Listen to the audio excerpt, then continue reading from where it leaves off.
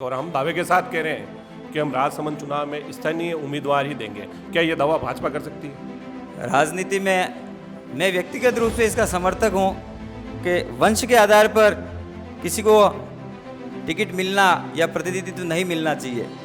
एक भी बड़ा काम नहीं हुआ जिससे कि यहाँ के लोगों को रोजगार मिले। रोड इन्होंने एक बागेरी नाका बनाया, उसको लेकर इसके सिवा क्या बड़ा काम किया?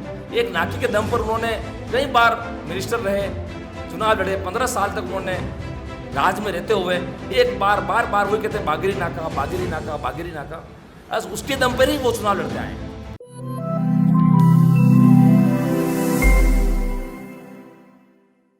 नमस्कार।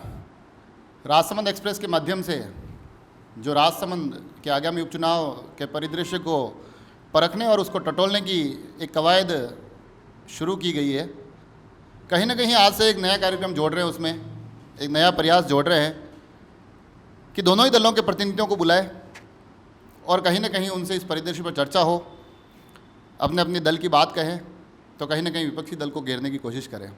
तो आज इस कार्यक्रम के इस क्रम में कांग्रेस की तरफ से हमारे साथ है बहादुर सिंह जी चारण, आप अभी नगर अध्यक्ष हैं, और उन्हीं के साथ कांग्रेस के कट्टर समर्थक, कांग्रेस के विचारों को सदैव आगे रखने वाले, बढ़ाने वाले इंदर जी जोशी, और उसी क्रम में भाजपा की तरफ से आज हमारे साथ जुड़ेंगे भरत जी पालीवाल, आप भारतीय जनता पार्टी की विचारधारा से जुड़े हुए हैं, और साथ ही श्री खुश कमल जी कुमावत, आप पूर्व पार्षद भी रह चुके हैं भाजपा से।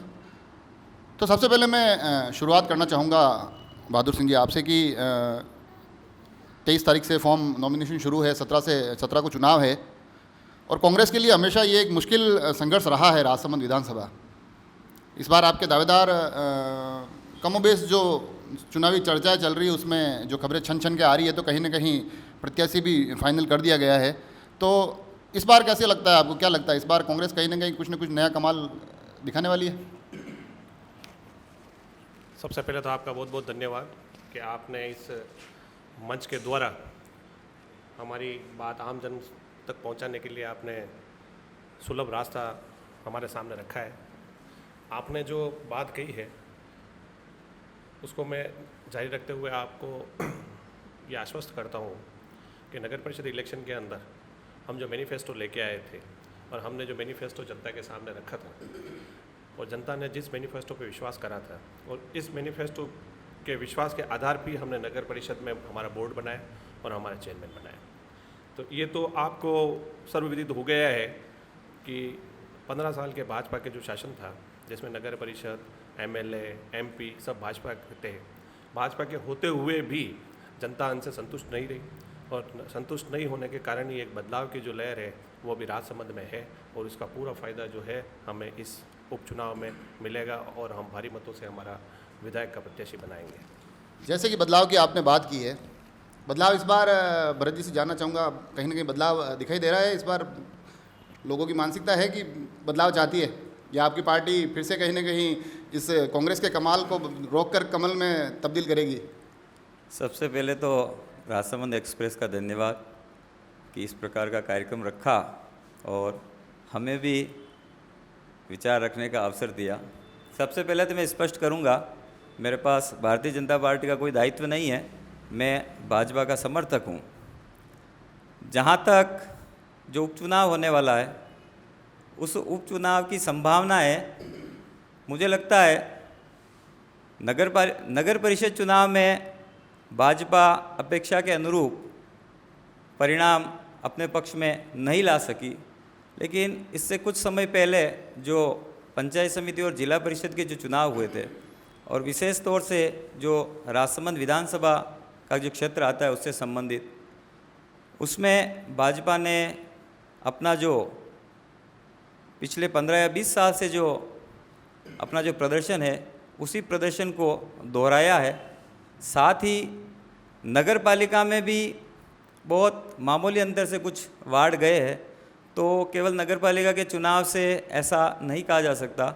और दूसरा, विधानसभा का चुनाव है, राज्य सरकार की जो घोषणाएं थी चुनाव से पहले, जैसे किसानों का ऋण माफ़ कर देंगे 10 दिनों में, किसानों को विद्युत फ्री देंगे, लाइट का बिल नहीं बढ़ाएंगे, ऐसी कई घोषणाएं थी। उन घोषणाओं पे जो अमल नहीं हुआ है वो भी एक कारण होगा। ग्रामीण क्षेत्र बड़ा ग्रामीण क्षेत्र है और बनास नदी भी एक बहुत बड़ा मुद्दा होगा इस चुनाव में। इसलिए मुझे लगता है भाजपा अपना जो पुराना प्रदर्शन है उसको निश्चित रूप से दोहराएगी। तो इंद्र जी, जैसा कि आपने सुना तो इस बार ये बड़े मुद्दे रहने वाले हैं। चाहे बनास की बात कही, चाहे आपने कांग्रेस की जो घोषणाएं रही वो कहीं ना कहीं पूरी नहीं हुई। इन मुद्दों को लेकर जाने वाली है भाजपा इस बार चुनाव में। तो कांग्रेस की रणनीति क्या रहेगी? आप अपने प्रत्याशी को इस बार कैसे ये प्रयास करेंगे कि विधायक बनाकर भेजें? सबसे पहले तो आपका बहुत बहुत धन्यवाद, आपने हमें यहाँ बुलाया, इस लायक समझा आपने। इस बार थोड़ा सा परिवर्तन होगा राजसमंद में।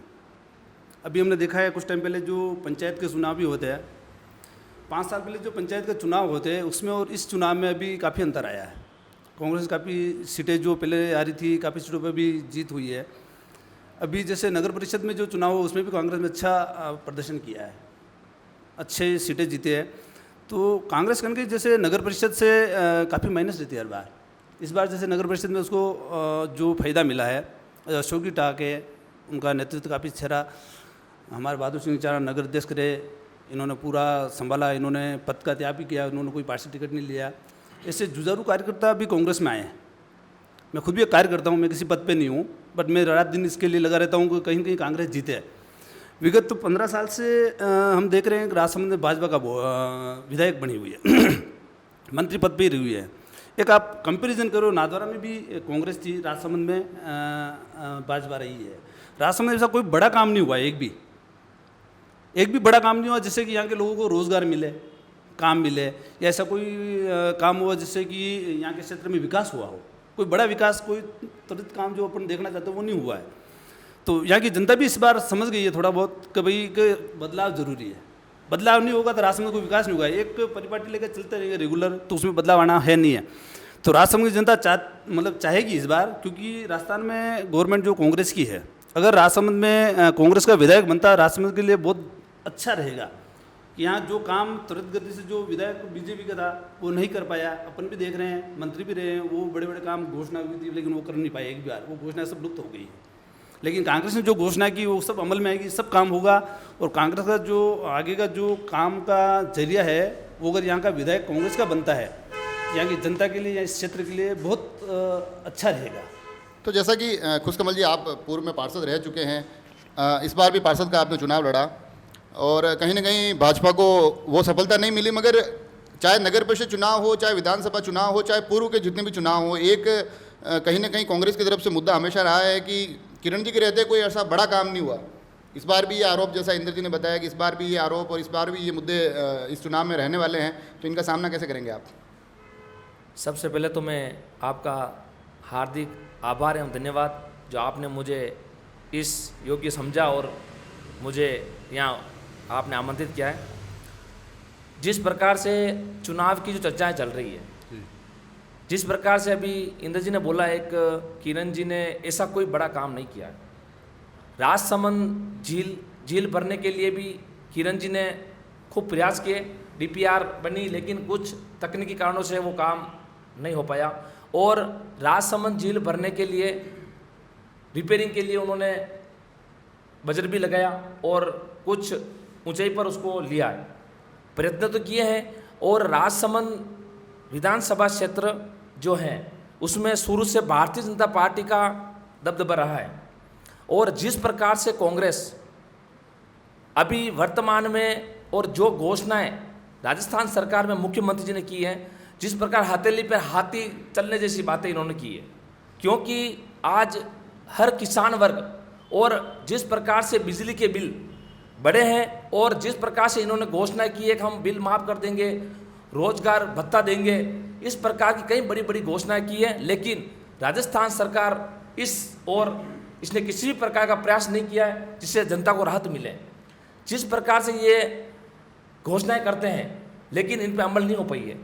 ये सबसे पहले मैं आपको कहना चाहता हूँ कि राजसमंद में जिस प्रकार से मतदाता इस बार वापस सबक सिखाने के लिए तैयार बैठे हुए हैं, क्योंकि इन्होंने किसी भी प्रकार की राहत नहीं मिली है, क्योंकि हर कार्यकर्ता या हर किसान वर्ग, युवा वर्ग इस प्रकार से त्रस्त हैं कि वो इस बार इनको वोट देकर वापस इनको सबक सिखाएंगे। जैसा कि आपने एक तथ्य रखा कि किरण जी के प्रयास कुछ रहे थे, उस क्रम में इस बार कांग्रेस जो ये चुनावी परिदृश्य है उसमें कहीं ना कहीं मैं भरत जी से पूछना चाहूँगा कि जो ये परिदृश्य में हमेशा एक आरोप लगता रहा कि कुछ राजसमंद की सुविधाएं नाथद्वारा चली जाती है, मगर इस बार चुनाव में ऐसा देखा जा रहा है कि जो विधानसभा अध्यक्ष सीपी साहब जो नाथद्वारा से एमएलए हैं वो इस बार राजसमंद के लिए डटकर खड़े हैं, राजसमंद के चुनाव में पूरी रुचि लगा रहे हैं और कहीं ना कहीं एक उन्होंने बीच में वक्तव्य भी दिया कि अब मैं राजसमंद के विकास का भी सोचना चाहता हूं। तो कहीं ना कहीं आपको लगता है कि इस बार सीपी साहब के आने से और उन्होंने जिस प्रकार से जनसंवाद के कार्यक्रम के माध्यम से घोषणाओं का यहाँ पिटारा खोला तो कहीं ना कहीं भाजपा की राह थोड़ी मुश्किल होती दिख रही है आपको? माननीय डॉक्टर सीपी साहब मेवाड़ में पूर्व से ही कांग्रेस के बहुत बड़े नेता रहे हैं, कांग्रेस के प्रदेश अध्यक्ष भी रहे और एक समय मुख्यमंत्री के दावेदार भी थे।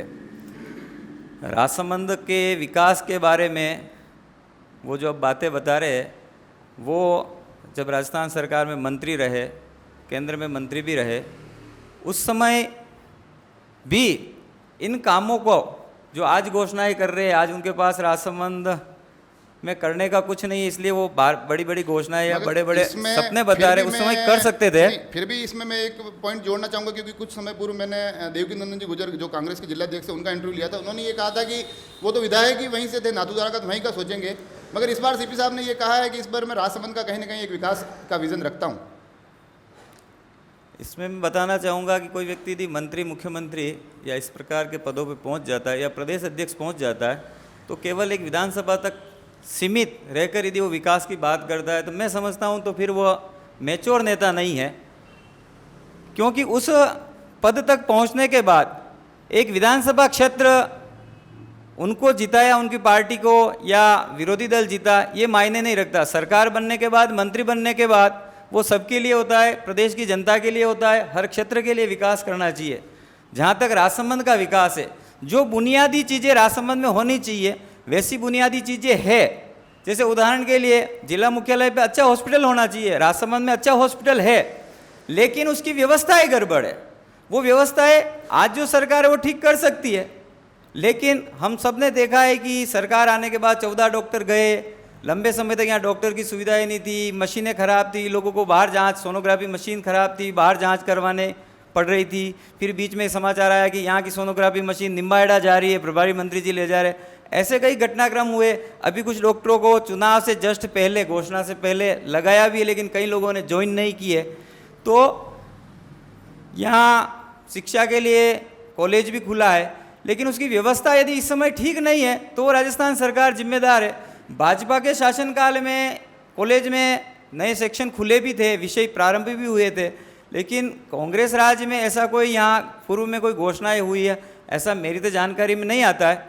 तो लोग जो देखेंगे, पुराना रिकॉर्ड भी देखेंगे कि भाई किस सरकार ने या किस सरकार के कार्यकाल में राजसमंद में जो चीज़ें आनी चाहिए। यहाँ महिला कॉलेज खुला, नाथद्वारा में महिला कॉलेज खुला, अच्छी बात है, खुलना चाहिए, उनका विधानसभा क्षेत्र था, लेकिन राजसमंद में भी उस समय खुलना चाहिए था जब ये जिला मुख्यालय बना। लेकिन वो जो महिला कॉलेज बना वो किरण जी जब मंत्री थे गत कार्यकाल में, उस समय ये खुला है।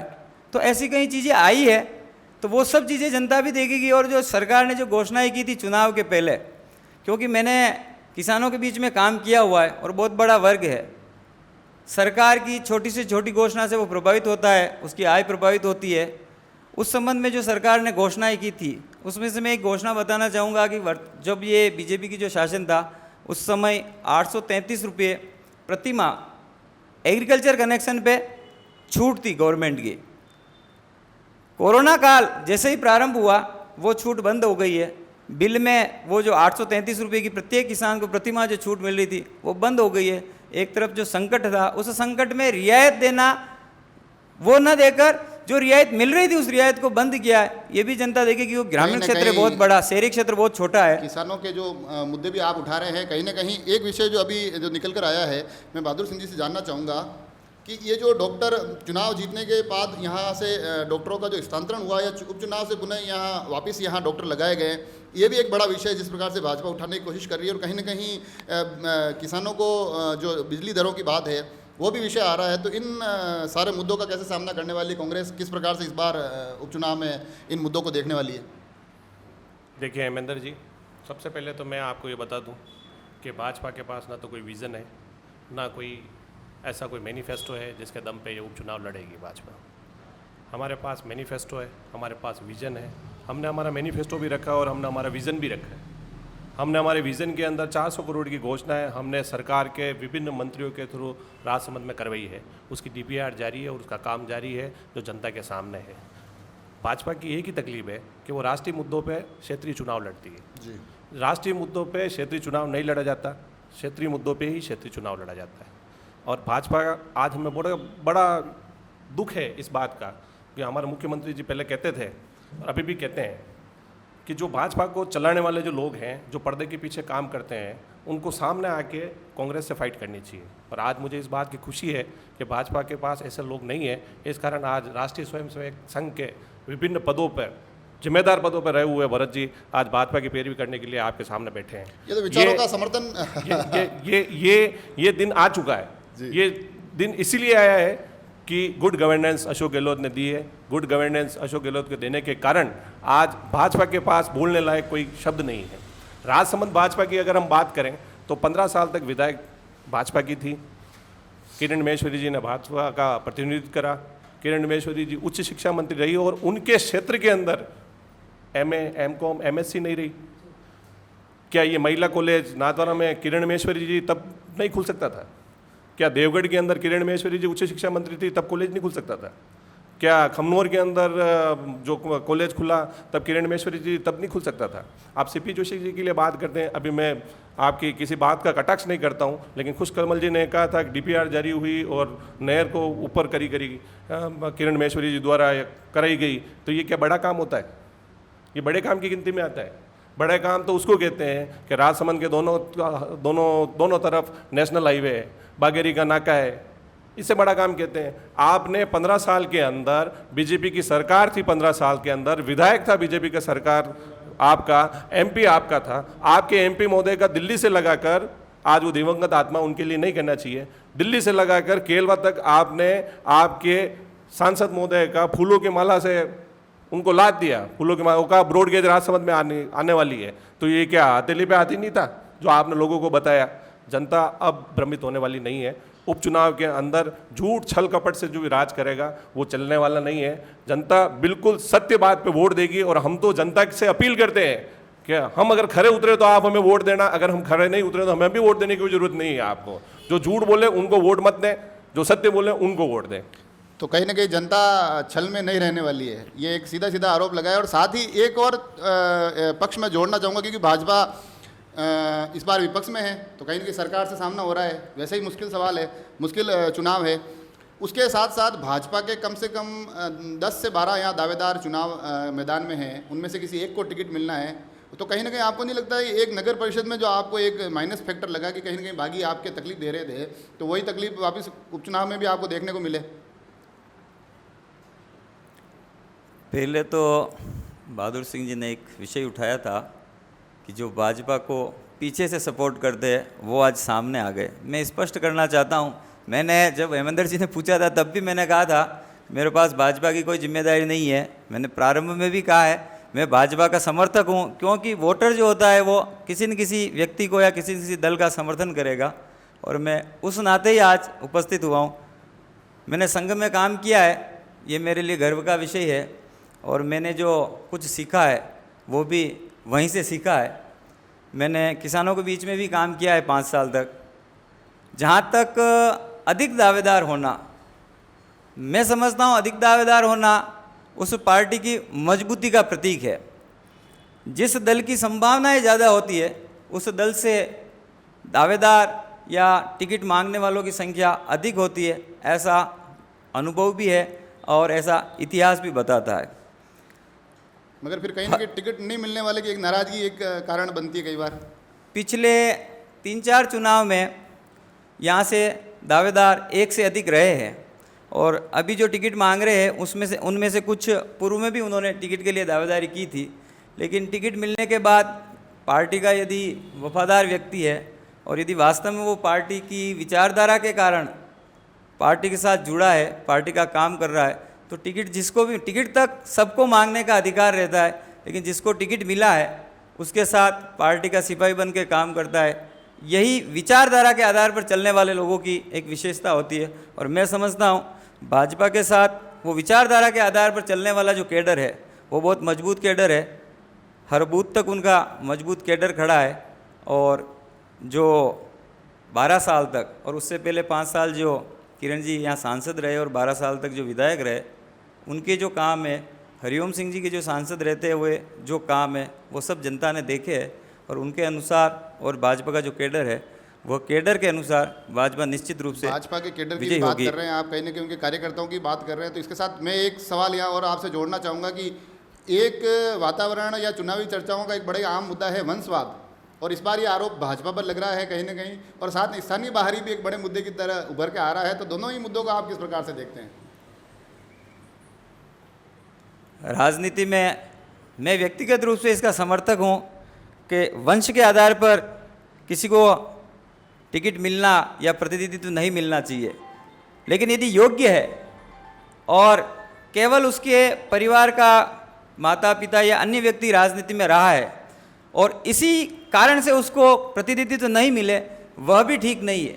यदि योग्य है और पब्लिक उसको पसंद करती है, जीत सकता है और उसके मन में काम करने की क्षमता भी है, पब्लिक देखती है, तो विचार किया जा सकता है। जहाँ तक स्थानीय और बाहरी का विषय है, राजनीति में स्थानीय और बाहरी कोई बहुत बड़ा विषय नहीं होता है। राजसमंद में ये विषय इसलिए चल रहा है कि पिछले लंबे समय से जो प्रतिनिधित्व हुआ है वो इस विधानसभा से बाहर का हुआ है। कांग्रेस के एक बार एमएलए रहे थे, वो भी इस विधानसभा के नहीं थे, और भाजपा के जो 3-4 बार जो एमएलए रहे हैं वो भी इस विधानसभा के नहीं है। इसलिए यहाँ के लोगों की इच्छा है कि भाई यहाँ का किसी कार्यकर्ता को टिकट मिले, ऐसे कार्यकर्ताओं की इच्छा है। बाकी जो पार्टी निर्णय करेगी उस निर्णय के अनुसार कार्यकर्ता काम करेंगे।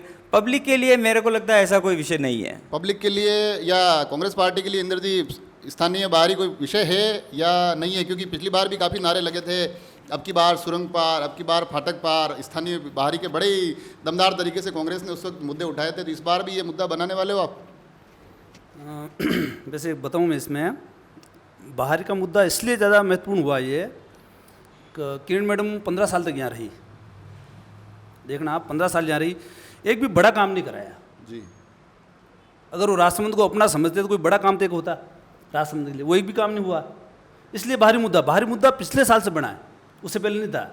5 साल 10 साल देखा लोगों ने, वो जलदाय मंत्री भी रही, उच्च शिक्षा मंत्री भी रही थी, लेकिन उन्होंने कितना बड़ा काम नहीं कराया। एक नहर का, ये खुशकमल जी बता रहे हैं, नहर का काम कराया, वो एक रिपेयरिंग थी नहर को। एक फिर भी स्थानीय बाहरी में ये जो मुद्दा कांग्रेस उठाती रही है लगातार, इस बार भी कहीं ना कहीं प्रयास हुआ था, मगर बीच में मैंने एक नोटिस किया कि कोई 15 या 20 दिन के लिए मुद्दा गायब हो गया था, जब वैभव जी गहलोत के यहाँ चुनाव लड़ने की चर्चाएं चल रही थी। तो उस वक्त कांग्रेस ये मुद्दा नहीं उठा पाई थी। शायद बहादुर सिंह जी इस पक्ष पे रखना चाह रहे। देखिए, क्षेत्र की जनता स्थानीय में विश्वास करती है, और हमारे मुख्यमंत्री जी और हमारे प्रदेश अध्यक्ष जी अच्छे तरीके से जानते हैं, अच्छे तरीके से समझते हैं कि स्थानीय ही चुनाव लड़ेगा। उन्होंने शुरू से क्लियर कर दिया है कि यहाँ पे स्थानीय चुनाव लड़ेगा, और हम दावे के साथ कह रहे हैं कि हम राजसमंद चुनाव में स्थानीय उम्मीदवार ही देंगे। क्या ये दावा भाजपा कर सकती है? क्या ये दावा भाजपा कर सकती है?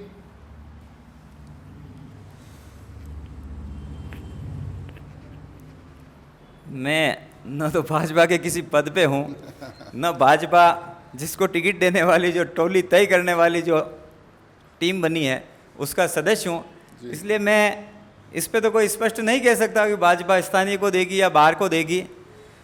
लेकिन ये कहा है कि स्थानीय को टिकट मिलना चाहिए। हमारे सीपी साहब है, बहुत बड़े नेता है, सांसद रहे थे भीलवाड़ा से, दूसरा चुनाव सांसद के रूप में जयपुर से लड़ा था, फिर नाथद्वारा आके चुनाव लड़े थे। ऐसे नेता लड़ते हैं दूसरे स्थानों पर, और देश में ऐसे कई नेता हैं जो लगातार दूसरे स्थानों से भी चुनाव लड़ते हैं, और कई बार उनकी योग्यता का, यदि योग्य है तो उसका योग्यता का नए क्षेत्र को भी लाभ मिलता है। इसलिए ऐसा कोई बड़ा विषय नहीं है। हाँ, यहाँ के किसी कार्यकर्ताओं को अवसर मिले, ये यहाँ के कार्यकर्ताओं की इच्छा है। बाकी जो पार्टी निर्णय करेगी, मेरे को लगता है सब कार्यकर्ता और जो दावेदार है उसको मान लेंगे। मान लेंगे खुशकमल जी, क्योंकि पार्टी में, आपकी पार्टी में भी कई लोग स्थानीय बाहरी और ये चल रहे हैं, मगर उसके साथ साथ कहीं ना कहीं पिछले कुछ दिनों में एक और बिंदु निकल के आया कि जब नरेंद्र मोदी जी बनारस जाके चुनाव लड़ सकते हैं तो कोई उदयपुर से यहाँ आके चुनाव लड़ने में फिर क्या तकलीफ है, जबकि आपकी पार्टी वाले खुद इस बात का विरोध कर रहे हैं। भारतीय जनता पार्टी कोई व्यक्तिवादी पार्टी नहीं है, विचारधारा की पार्टी है। भारतीय जनता पार्टी में जो कार्यकर्ता है उसको उसकी उम्मीदवारी करने का हक है और पूरी उनका हक बनता है। टिकट मिलना और नहीं मिलना, ये भारतीय जनता पार्टी जो हमारे प्रदेश नेतृत्व जो कमेटी बनी हुई है वो चिंतन करेगी कि किसको टिकट मिलना चाहिए या नहीं मिलना चाहिए। लेकिन जिस प्रकार से आपने बोला नरेंद्र जी मोदी बाहर जाके चुनाव लड़ना नहीं लड़ना, ये हो सकता है किसी व्यक्ति के विचार हो सकते हैं, लेकिन भारतीय जनता पार्टी कोई व्यक्तिवादी पार्टी नहीं है। विचारधारा के दम पे चुनाव लड़ती है और लड़ती रहेगी। आज राजसमंद की जो सीट है, विधानसभा सीट, वो आज भी हमारे भारतीय जनता पार्टी की एक दमदार सीट में मानी जाती है। इसका सबसे बड़ा कारण है यहाँ पे सभी कार्यकर्ता मिलकर चुनाव लड़ता है, व्यक्ति के लिए चुनाव नहीं लड़ते हैं। विचारधारा सबसे महत्वपूर्ण है, उसको लेकर ही भारतीय जनता पार्टी चुनाव लड़ती है। और रही बात क्षेत्र के विकास की बात, जो जनता के बीच में हुआ है, जनता इसका परिणाम इस विधानसभा चुनाव में दे देगी।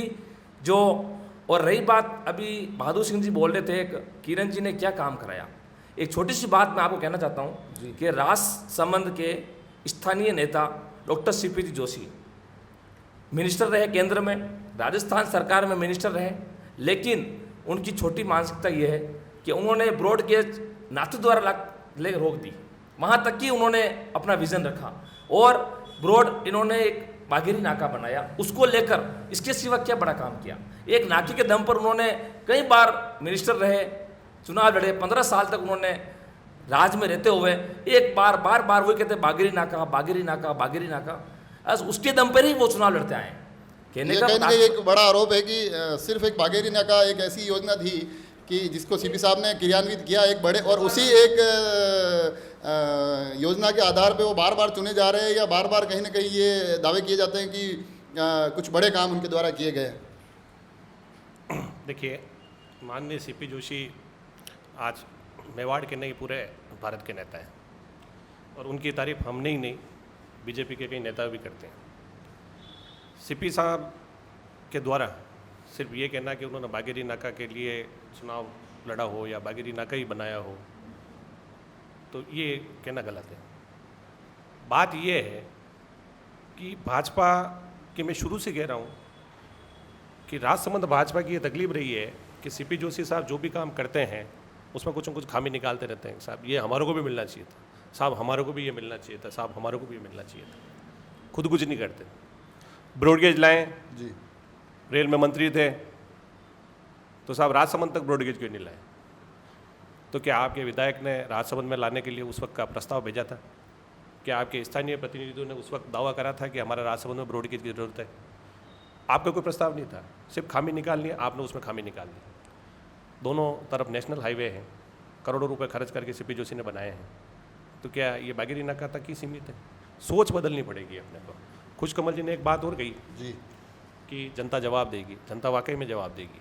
और आपने कहा ये सीट जो परंपरागत राजसमंद बीजेपी की सीट है, ये सीट है नहीं, सीट थी, अब ये आपकी परंपरागत सीट नहीं रही। कारण ये है कि हम लोकसभा और विधानसभा में लगभग 11,000 से 12,000 वोटों से नगर के अंदर हारे हैं। अभी हम 2300 वोट शहर के अंदर प्लस है, नगर परिषद चुनाव, नगर परिषद में जीत चुके हैं। जब नारायण सिंह जी का और किरण महेश्वरी का पहले का जो चुनाव था मैडम का, उसमें हमारे पास 6 सरपंच थे और 11 के लगभग वार्ड पंच थे। जिला परिषद के सदस्य हमारे पास बिल्कुल नहीं थे और पंचायत समिति मेंबर हमारे पास 2 थे। वर्तमान स्थिति के अंदर हमारे पास कांग्रेस समर्थित 26 सरपंच हैं, 212 के लगभग हमारे पास वार्ड पंच है। अभी नगर परिषद हमारी है, 27 नगर परिषद में पार्षद है, सभापति हमारा है। और विकास की जो गंगा सीपी जोशी साहब के आदेश के अनुसार राजसमंद में बही है, वो मेरे जीवन काल में देखते हुए अभी तक इतनी घोषणाएं और इतना काम राजसमंद में कभी नहीं हुआ है जो अभी राजसमंद में काम होने वाला है और जिसका सर्वे अभी चल रहा है और आगामी काम भी हम करेंगे। इसलिए परंपरागत सीट तो आपकी गई और उपचुनाव में जनता बराबर आपको हालांकि हिसाब मिला के जवाब जो देगी। उपचुनाव का आप जिक्र कर रहे हैं और कहीं ना कहीं एक भाजपा के दावेदारों पर एक लंबी चर्चा हुई, तो एक कहीं ना कहीं इन दिनों सुर्खियों में एक आरोप कांग्रेस पर भी दावेदारों को लेकर बना हुआ है, क्योंकि आपके दावेदारी की दौड़ में जो सबसे आगे चल रहे हैं, कहीं ना कहीं नाम सबसे आगे चल रहा है, कहीं ना कहीं एक चीज़ ये भी निकल के आ रही है कि आप पार्टी के काडर से किसी को उठाने की बजाय एक उद्योगपति को लाकर आप राजसमंद से चुनाव लड़वाना चाहते हैं। तो कहीं ना कहीं ये आरोप भाजपा की तरफ से भी लगाया जा रहा है, तो हल्की फुल्की सुगबुगाहट कहीं ना कहीं कांग्रेस में भी इसकी मेरे को देखने को मिली है। तो उन चीज़ों का कैसे सामना करेंगे, उन पर क्या आपकी प्रतिक्रिया रहेगी? कांग्रेस भारत की सबसे पुरानी राष्ट्रीय पार्टी है। कोई भी निर्णय किसी भी व्यक्तिवादी या व्यक्ति को ध्यान में रखते नहीं किया जाता। कांग्रेस के जो सारे निर्णय हैं वो सारे के सारे निर्णय बैठ के जिला कार्यकारिणी से, नगर कार्यकारिणी से पूछ के उसके बाद प्रदेश कार्यकारिणी द्वारा जो निर्णय लिया जाता है वही निर्णय लिया जाएगा। उस निर्णय के अनुसार जिसको भी दावेदार उचित समझा जाएगा उसमें भेजा जाएगा, और उसके उलट कोई व्यवस्था कांग्रेस के अंदर न तो थी और न कोई व्यवस्था रहेगी। अब आप कह रहे हैं किसी उद्योगपति का नाम आएगा या किसी और का नाम आएगा, तो कांग्रेस में मैं नहीं कह रहा हूँ, जो चुनावी सरगर्मियां है, हाँ सरगर्मियों से जो चर्चा कांग्रेस में तो उद्योगपति भी है, कांग्रेस में तो किसान भी है, कांग्रेस में आम आदमी भी है, जितने वर्ग हैं वो सब कांग्रेस में है। तो किसी को तो टिकट मिलना ही है जो चुनाव लड़ेगा। तो जैसा कि दावेदार और दावे और कहीं ना कहीं उपचुनाव के दाव, उन सभी पे हमने चर्चा की। अब मैं सभी से एक फाइनल रिमार्क्स की तरफ बढ़े। विकास के दावों के बीच में कहीं ना कहीं इन सभी ने अपने दावेदारों पर भी बेबाकी से खुलकर चर्चा की। तो अब मैं सबसे चारों से एक अंतिम कमेंट के तौर पे चाहूँगा, भरत जी भाई साहब से शुरुआत करें हम, कि आपकी इनके आरोप पर प्रतिक्रिया क्या है और उसके अलावा भाजपा को वोट क्यों दे? इन्होंने जो आरोप लगाए वो आरोप लगाते विपक्ष में है, काम ही है विपक्ष का आरोप लगाना। जनता आरोप भी देखती है और हुए कामों को भी देखती है। मैं कुछ काम गिनाना चाहूँगा राजसमंद के, और वो जनता, क्योंकि काम जो होते हैं नहीं कहने के लिए वो उसने कराए, लेकिन वो जो भी कराए भाजपा ने करवाए। आज राजसमंद नगर पालिका क्षेत्र को उठा के देखते हैं, क्या कांग्रेस का बोर्ड रहा था उस समय, आज जो सब्जी मंडियाँ बनी दोनों बन सकती थी, क्यों नहीं बनी? राजनगर का जो बस स्टैंड है वो बन सकता था, क्यों नहीं बना? कांकरोली जैसे बस स्टैंड धोइंदा गया था, उस समय कितना विवाद था। कांकरोली के बस स्टैंड को बिल्कुल कांग्रेस ने बंद किया था और वहाँ धोइंदा में शुरू किया था। बाद में भाजपा के शासन में फिर कांकरोली में बस स्टैंड हुआ। ये जो पर्यटक की दृष्टि से झील है उसके विकास के लिए शायद आज़ादी के बाद नौचौकी और इरिगेशन को लेकर जो काम हुआ है, आज़ादी के बाद पहली बार हुआ है। माताजी का जो मंदिर है राजगढ़ की पहाड़ी पर, उस माताजी के मंदिर का काम प्लस वहाँ जो महल है रूठी रानी का महल, उसके लिए जो काम हुआ है वो पहली बार हुआ है। ऐसे कई काम राजसमंद नगर पालिका क्षेत्र में हुए हैं। बाहर जब जाएंगे, यहाँ का कॉलेज जो बना है वो भाजपा के राज में बना है, महिला कॉलेज जो आया वो भाजपा के राज में आया है। हॉस्पिटल जो जिला हॉस्पिटल बना है तब भी भाजपा का विधायक था। ऐसे ही जो नहर, जो यहाँ पानी भरने के लिए जो नहर आती है, उस नहर की आज़ादी के बाद, नहर बनने के बाद यदि इसको ठीक करवाना, उसकी रिपेयरिंग या उसकी ऊंचाई बढ़ाना, ये काम भी भाजपा के शासन में हुआ है।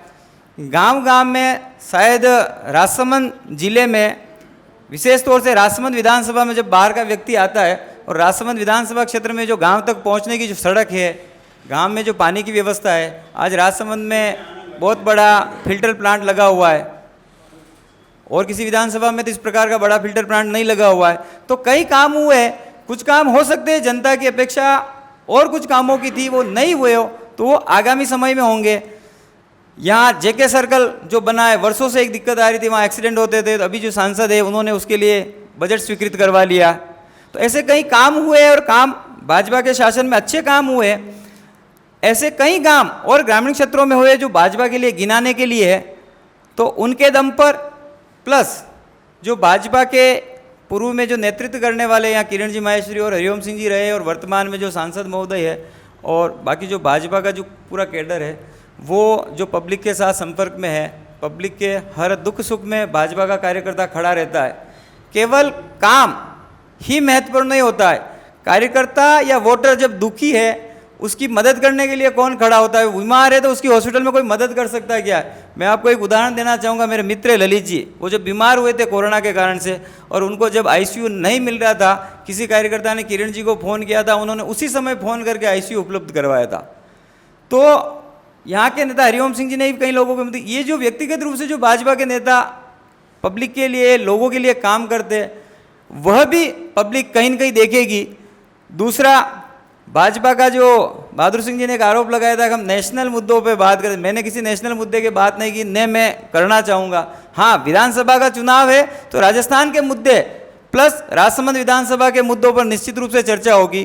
तो यहाँ का जो किसान वर्ग के लिए, यहाँ सबसे बड़ा जो मुद्दा बनने वाला है बनास, क्योंकि राजसमंद विधानसभा का आधा क्षेत्र, राजसमंद तहसील का आधा क्षेत्र प्लस कुमारिया तहसील की जो 15 ग्राम पंचायतें आती है, उनमें से अधिकतम ग्राम पंचायतें का अधिकतम लोगों का जो जीवन जो चलता है वो खेती पर चलता है, और खेती के लिए उनके लिए जो पानी का जो सबसे बड़ा स्रोत है वो बनास है। और बनास की जो दुर्दशा हुई है, और वो दुर्दशा जिन्होंने की है, नाम बताने की आवश्यकता नहीं है, पब्लिक को पता है। वो जो 3 लोग जो इस रेती के माफिया है, तीनों ही कांग्रेस पार्टी से जुड़े हुए हैं, मैं नाम नहीं लेना चाहूँगा, पब्लिक सब जानती है गाँव की। उनकी खेती बर्बाद हो गई, उनको रोज़ उनके साथ झगड़ा करना पड़ता है, मुकदमे होते हैं, पब्लिक सब जानती है।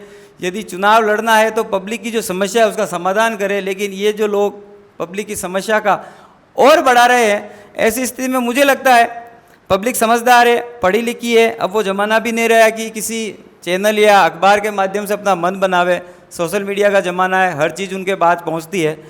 एक बात उन्होंने विकास की घोषणाओं पे कहा, सीपी साहब ने विकास की घोषणाएं की, हमने भी सुना, अच्छी घोषणाएं की, सुनने में अच्छी लगी, लेकिन घोषणा इतनी बड़ी बड़ी थी, उनका क्रियान्वयन बजट में घोषणा के माध्यम से हो सकता है, लेकिन उसके बाद जो राजस्थान का जो बजट आया, उस बजट में किसी प्रकार की उन सब घोषणाओं को लेकर कोई वित्तीय प्रावधान नहीं थे।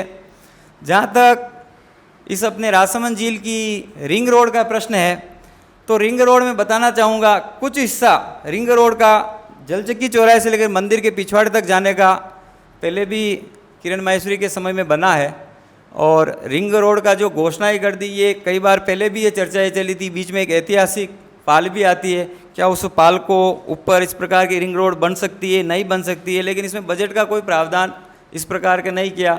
और भी कई घोषणाएं हुई थी कि 800 लोगों के बैठने का हॉल बनेगा, ये बनेगा, लेकिन उसके लिए बजट में कोई प्रावधान नहीं है, और केवल विधायक मत से इन कामों की पूर्ति हो जाएगी ऐसा मुझे नहीं लगता है। इनकी पूर्ति हो सकती है। और एक बहुत बड़ा मुद्दा है राजसमंद में डीएमएफटी का पैसा। डीएमएफटी का पैसा जब भाजपा शासन था तो यहाँ राजसमंद जिले के जो जनप्रतिनिधि होते थे, चारों विधायक, यहाँ का सांसद और यहाँ का कलेक्टर मिलकर उस पैसे को इस जिले में बांटता था विकास के लिए। लेकिन जैसे ही सरकार बदली, कांग्रेस की सरकार आई, उन्होंने उस डीएमएफटी का पैसे का राजसमंद से बाहर उपयोग कैसा किया जावे, इसलिए 4 प्रतिनिधि अपनी ओर से जोड़े जो जनप्रतिनिधि नहीं है, और एक अपने प्रभारी मंत्री को उस कमेटी में जोड़ के अपना बहुमत तैयार करने के बाद यहाँ का जो राजसमंद जिले के हिस्से का पैसा था वो आधा पैसा जयपुर, जोधपुर या अन्य जगह विकास के लिए ले गए। और उसके बाद भी जो प्रथम घोषणाएं हुई थी राजसमंद में डीएमएफटी के पैसे की, वो उसका बहुत बड़ा हिस्सा नाथद्वारा में हुआ था। सेकंड जो घोषणाएं हुई थी डीएमएफटी के पैसे से, वो भीम विधानसभा क्षेत्र में हुई थी, और सबसे ज़्यादा जो डीएमएफटी का पैसा है वो राजसमंद विधानसभा क्षेत्र से आता है। मेरे को लगता है यदि कांग्रेस वास्तव में राजसमंद का विकास करना चाहती, यदि मन में कल्पना होती, विकास होती, जो डीएमएफटी का बहुत बड़ा बजट था वो राजसमंद से बाहर नहीं ले जाती, और उसका जो राजसमंद में बचा उसका अधिकतम उपयोग, और यदि अधिकतम उपयोग नहीं तो भी चौथा हिस्सा राजसमंद विधानसभा के लिए मिलता है, उस चौथे हिस्से का निश्चित रूप से राजसमंद विधानसभा में उसका उपयोग होता है। मेरे को लगता है वो उपयोग नहीं हुआ। पूर्व के कई काम जो डीएमएफटी से होने वाले थे उनकी वित्तीय स्वीकृति नहीं दी, इसी कारण से नहीं दी कि उनको नाथद्वारा उस पैसे को ले जाना था, और वो नाथद्वारा ले गए। और सबसे बड़ी बात, भाजपा में यदि राजसमंद का पैसा या राजसमंद के हिस्से का पैसा यदि भाजपा सरकार अन्यत्र कहीं ले जाती है तो भाजपा के राजसमंद के कार्यकर्ताओं ने हर समय विरोध भी किया है, लेकिन राजसमंद जिले का हिस्सा अन्यत्र गया और राजसमंद विधानसभा का हिस्सा अन्य विधानसभा में गया।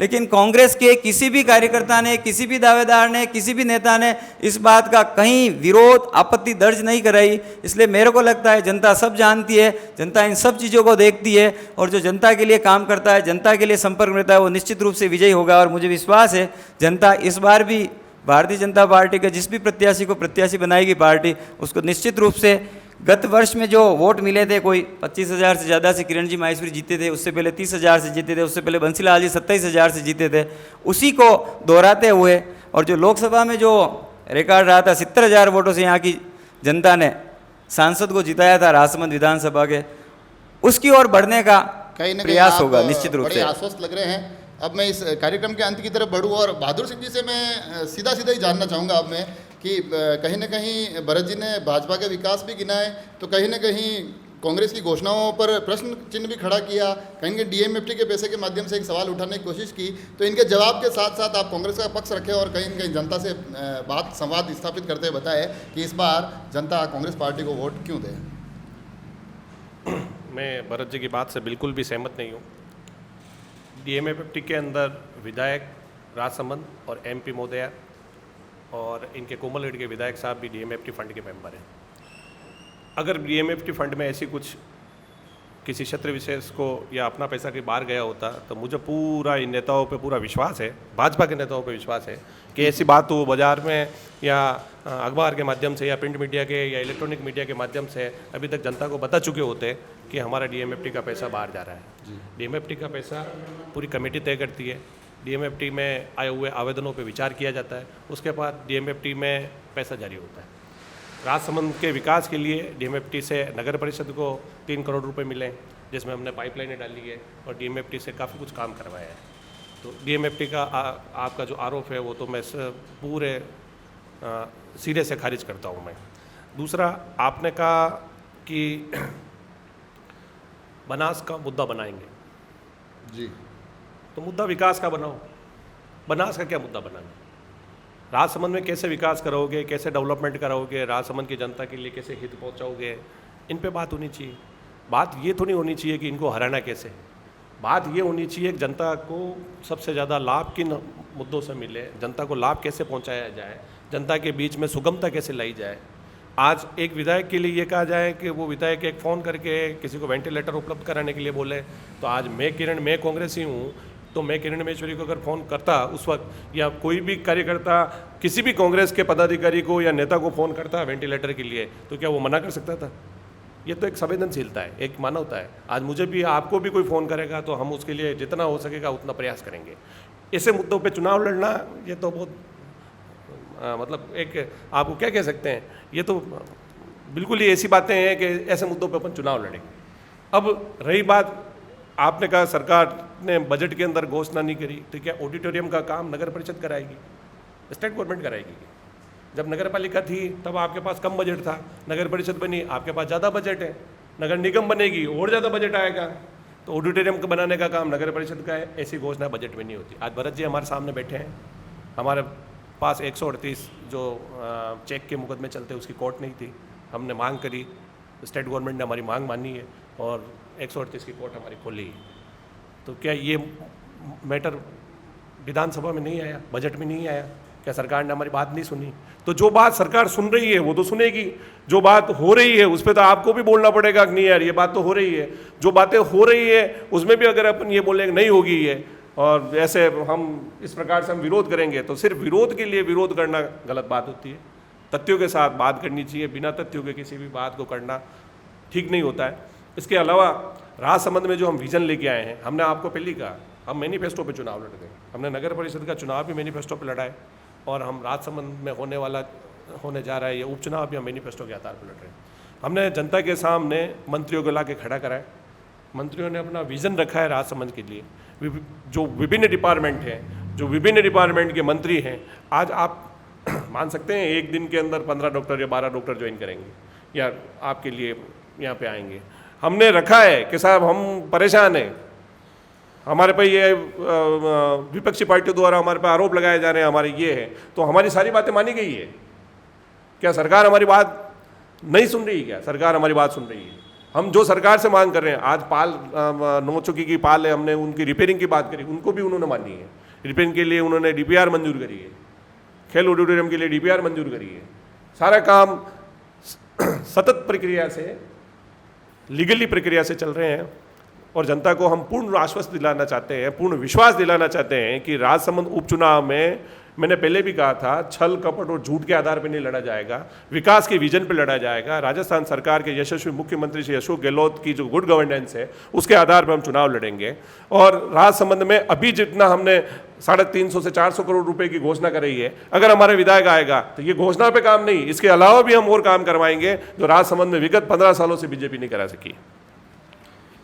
तो जैसा कि आपने देखा, कहीं ना कहीं दोनों ही दलों की तरफ से अपने अपने दावे हुए, अपने अपने दावेदारों पर भी चर्चा हुई और कहीं ना कहीं ये प्रयास किया गया कि हम बता सके कि किस प्रकार से आगे आने वाला चुनावी जो संघर्ष होने वाला है वो बड़े रोचक होने वाला है, बड़े मुद्दे उसमें आने वाले हैं और उसमें उन मुद्दों के बीच में कहीं ना कहीं ये प्रयास होने वाला है कि किस प्रकार से इस बार अपने अपने दल को बढ़त दिलाई जाए।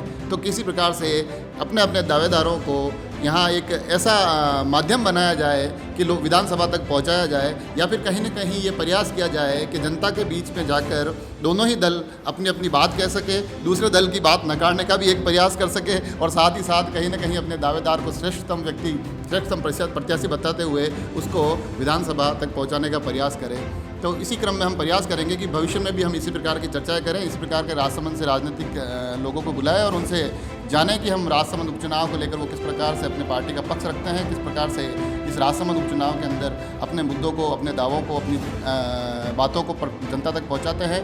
तो इस क्रम में हम जल्द ही मिलेंगे किसी नए व्यक्ति के साथ, किसी नए प्रत्याशी के साथ और किसी न किसी पार्टी के नए पदाधिकारी के साथ। धन्यवाद।